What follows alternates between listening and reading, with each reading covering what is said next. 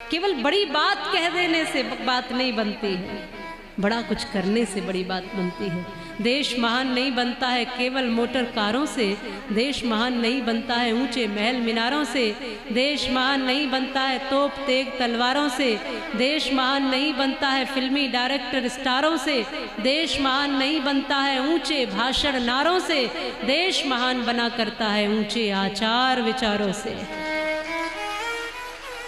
वो विचार ऊंचे होने चाहिए, इसलिए इतिहास पढ़ना शुरू करिए, अपने इतिहासों को थोड़ा खोजना शुरू करिए। कितने कितने लोगों ने देश के लिए अपने आप को आहूत किया, वो खोजिए।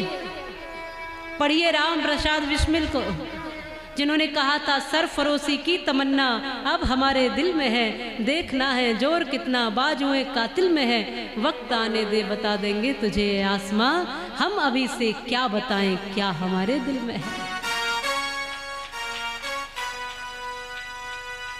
देखिए पीछे कि हमने कहाँ कहाँ कमियां की हैं, खोजिए अपने आप को कि हमारे इससे पीछे कहाँ कहाँ गलतियां हुई, वो गलतियां आप मत दोहराइए और वर्तमान ठीक करके अपना भविष्य आगे बढ़ाइए, अपना भविष्य ठीक करिए।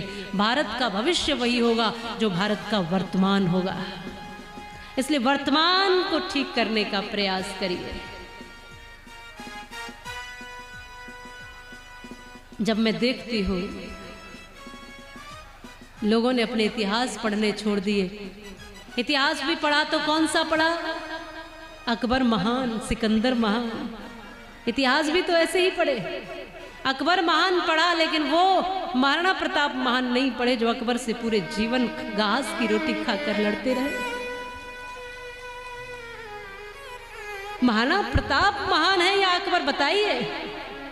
वो महाराणा प्रताप जो अकबर से लड़ते रहे, वो अकबर महान है जो मीना बाजार जैसे अश्लील बाजार लगा करके हमारी बहन बेटियों की इज्जत लूटता था, वो अकबर महान है, या वो महाराणा प्रताप महान है जो उन बेटियों की इज्जत बचाने के लिए, मातृभूमि की इज्जत बचाने के लिए अपना सब कुछ दाव पर लगा करके घास तक की रोटियां खाते हैं और जंगल जंगल खाक छानते हैं।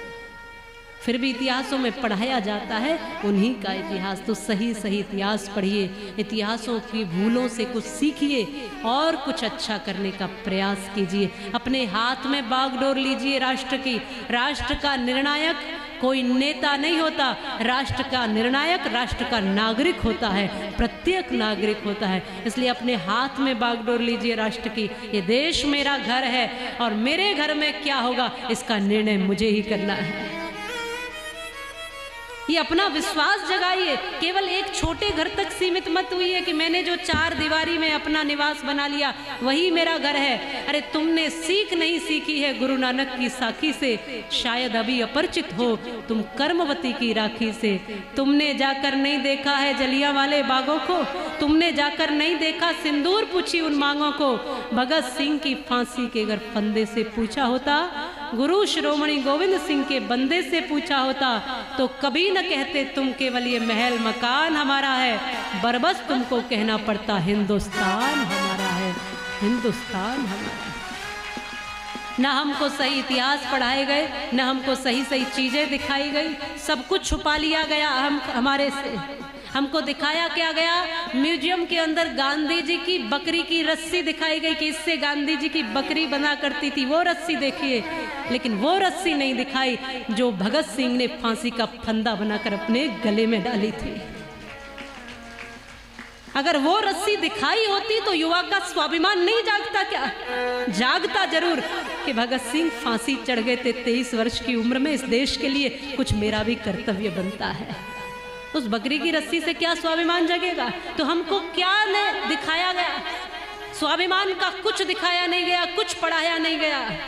हर तरफ से चारों ओर से अश्लीलता है, फिल्में बन रही है, जो कुछ भी बन रहा है सब में अश्लीलता, गानों में अश्लीलता, देखने में अश्लीलता, माहौल ही वैसा बनाया जा रहा है। हमारी वीरता को, हमारी शौर्यता को, हमारे ओज को, तेज को जगाने के लिए कौन है बताइए? हमारी ही शक्ति से परिचय कराने वाला कौन है? हनुमान जी भी शक्ति भूल गए थे, हनुमान जी को भी याद दिलाना पड़ा था जामवंत जी को। आज का ये समय इसलिए रखा है कि आप जाग जाओ और जान जाओ कि इस भगवा की ताकत क्या है, हिंदुत्व की ताकत क्या है, सनातन की ताकत क्या है, आपके ऋषि मुनियों की ताकत क्या रही है, आप किसकी संतान हो ये जान जाओ।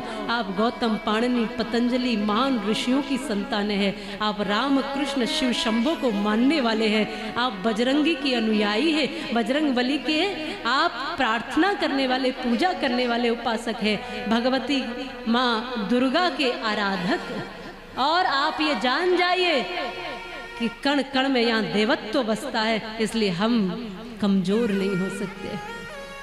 आप शेरों की संतान हो, आप शूरवीर हो।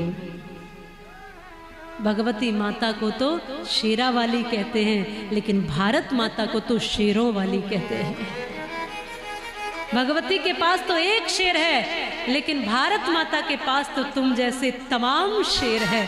इसलिए भारत माता को सुशोभित कीजिए, सम्मानित कीजिए, और जो विश्व गुरु की पदवी पर माँ भारती हमारे थी पहले, उस विश्व गुरु की पदवी पर ले जाने का प्रयास कीजिए।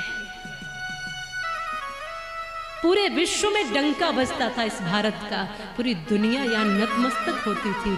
कुछ ऐसा करते हैं फिर से कि ये देश खिल उठे, चमक उठे, इस देश की जय जयकार पूरी दुनिया में हो, इस भगवे की लहर पूरी दुनिया में हो। और भगवा को किसी पार्टी से मत जोड़ना, भगवा को किसी व्यक्ति से मत जोड़ना। भगवा को जोड़ना ही है तो ऋषि मुनियों से जोड़ना, भगवा को जोड़ना ही है तो भारत के स्वाभिमान से जोड़ना, भगवा को जोड़ना ही है तो बजरंग बली के भगवा चोले से जोड़ना।